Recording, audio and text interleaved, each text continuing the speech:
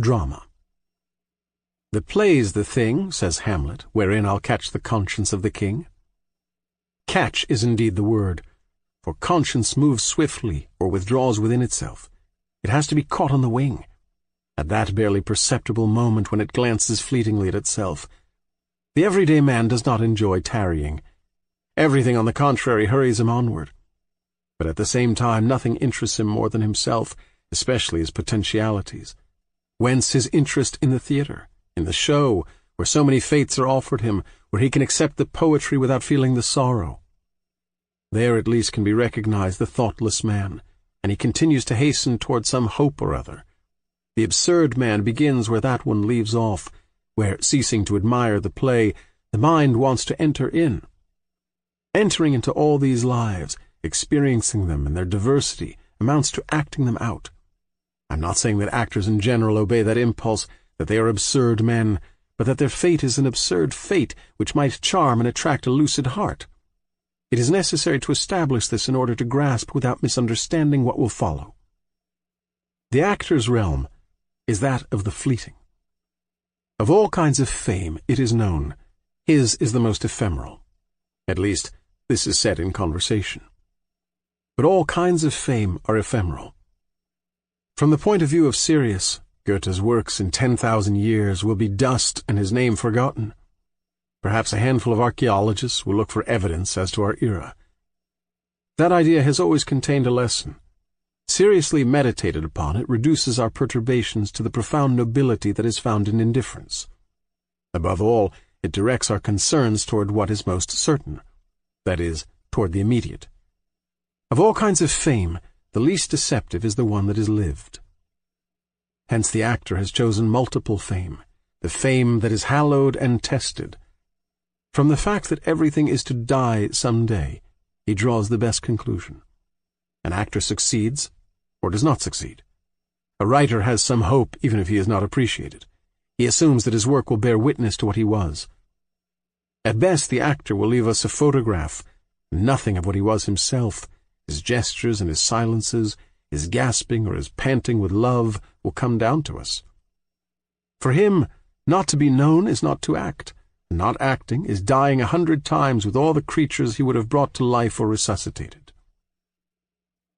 Why should we be surprised to find a fleeting fame built upon the most ephemeral of creations? The actor has 3 hours to be Iago, or Alceste, Phaedra, or Gloucester. In that short space of time he makes them come to life and die on 50 square yards of boards. Never has the absurd been so well illustrated, or at such length. What more revelatory epitome can be imagined than those marvelous lives, those exceptional and total destinies unfolding for a few hours within a stage set?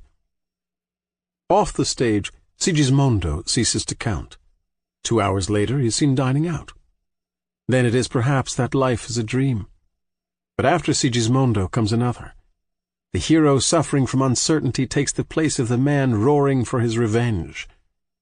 By thus sweeping over centuries and minds, by miming man as he can be and as he is, the actor has much in common with that other absurd individual, the traveler.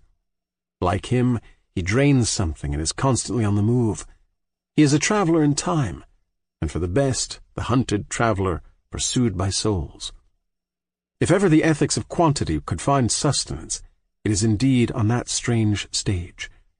To what degree the actor benefits from the characters is hard to say, but that is not the important thing.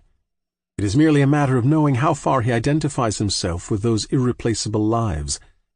It often happens that he carries them with him, that they somewhat overflow the time and place in which they were born. They accompany the actor, who cannot very readily separate himself from what he has been. Occasionally, when reaching for his glass, he resumes Hamlet's gesture of raising his cup. No, the distance separating him from the creatures into whom he infuses life is not so great. He abundantly illustrates every month or every day that so suggestive truth that there is no frontier between what a man wants to be and what he is. Always concerned with better representing, he demonstrates to what a degree appearing creates being. For that is his art, to simulate absolutely, to project himself as deeply as possible into lives that are not his own. At the end of his effort, his vocation becomes clear: to apply himself wholeheartedly to being nothing or to being several. The narrower the limits allotted him for creating his character, the more necessary his talent. He will die in 3 hours under the mask he has assumed today. Within 3 hours, he must experience and express a whole exceptional life. That is called losing oneself to find oneself. In those 3 hours, he travels the whole course of the dead-end path that the man in the audience takes a lifetime to cover. A mime of the ephemeral, the actor trains and perfects himself only in appearances. The theatrical convention is that the heart expresses itself and communicates itself only through gestures and in the body, or through the voice, which is as much of the soul as of the body. The rule of that art insists that everything be magnified and translated into flesh. If it were essential on the stage to love as people really love, to employ that irreplaceable voice of the heart, to look as people contemplate in life, our speech would be in code. But here silences must make themselves heard. Love speaks up louder, and immobility itself becomes spectacular. The body is king. Not everyone can be theatrical, and this unjustly maligned word covers a whole aesthetic and a whole ethic. Half a man's life is spent in implying, in turning away, and in keeping silent. Here the actor is the intruder.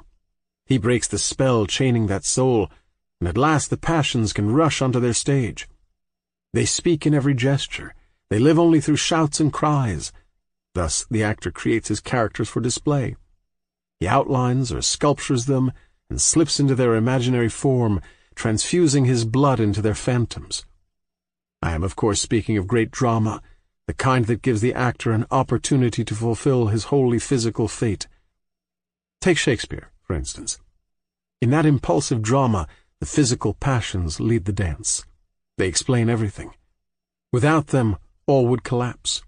Never would King Lear keep the appointment set by madness without the brutal gesture that exiles Cordelia and condemns Edgar. It is just that the unfolding of that tragedy should thenceforth be dominated by madness.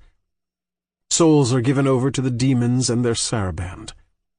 No fewer than 4 madmen, one by trade, another by intention, and the last 2 through suffering. 4 disordered bodies, 4 unutterable aspects of a single condition. The very scale of the human body is inadequate. The mask and the buskin, the makeup that reduces and accentuates the face in its essential elements, the costume that exaggerates and simplifies, that universe sacrifices everything to appearance and is made solely for the eye. Through an absurd miracle, it is the body that also brings knowledge. I should never really understand Iago unless I played his part. It is not enough to hear him, for I grasp him only at the moment when I see him. Of the absurd character, the actor consequently has the monotony, that single oppressive silhouette, simultaneously strange and familiar, that he carries about from hero to hero. There, too, the great dramatic work contributes to this unity of tone. This is where the actor contradicts himself. The same, and yet so various. So many souls summed up in a single body. Yet it is the absurd contradiction itself, that individual who wants to achieve everything and live everything, that useless attempt, that ineffectual persistence.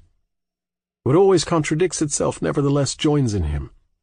He is at that point where body and mind converge, where the mind, tired of its defeats, turns towards its most faithful ally.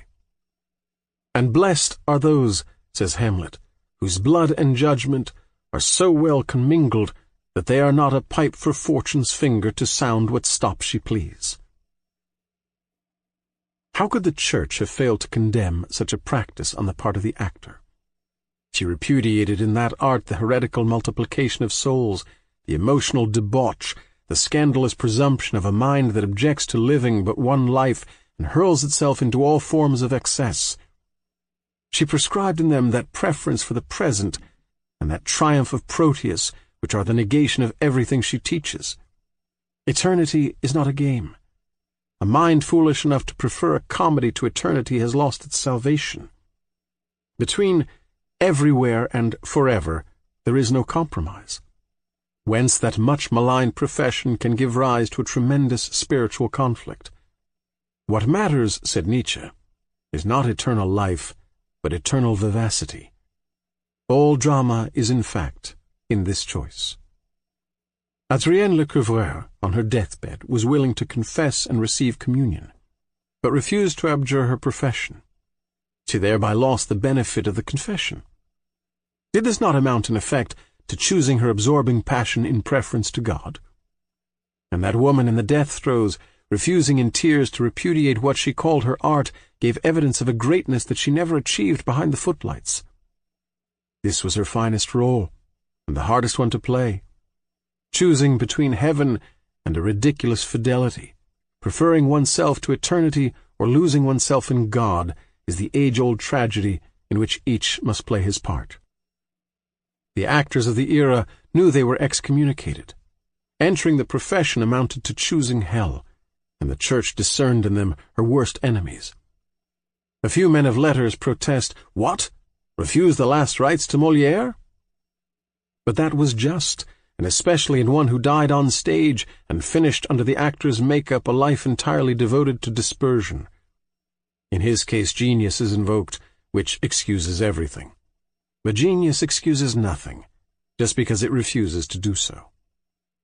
The actor knew at that time what punishment was in store for him.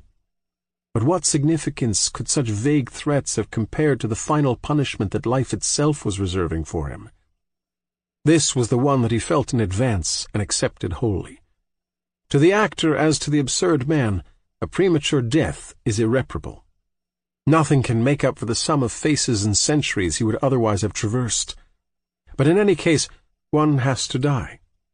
For the actor is doubtless everywhere, but time sweeps him along too, and makes its impression with him.